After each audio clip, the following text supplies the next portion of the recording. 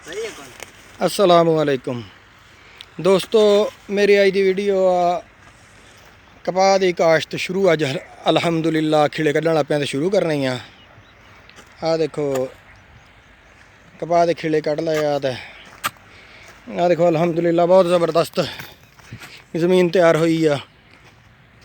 खिले भी अलहमदुलिल्लाह बहुत अच्छे निकलन डे आ।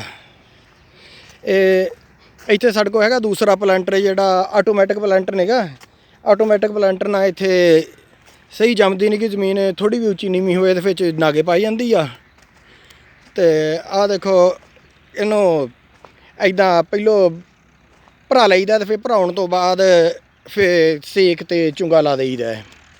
चुंगा जो सेक ते जोड़ा चुंगा लगा हुंदा ना वो बहुत ज़बरदस्त तुरदा ते ओदी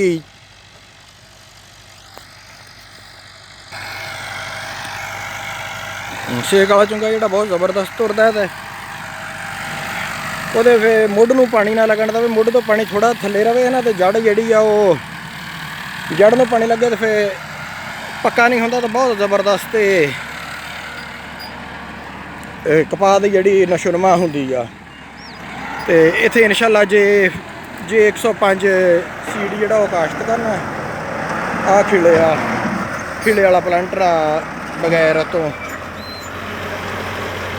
आ देखो माशाअल्लाह। ते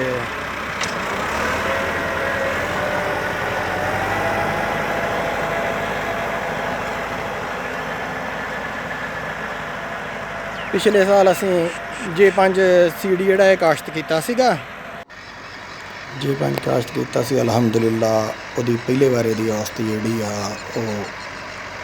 आई सी 32 मन। तो फिर दूसरा वारा वह 10 मन फिर आ गया सी। फिर पिछों जोड़े थोड़े बहुत टिंडे बचे सी वो बेचते सी 2 मन च। इस तरह 45 मन की औसत आई सी। सारा वही काश्त करना।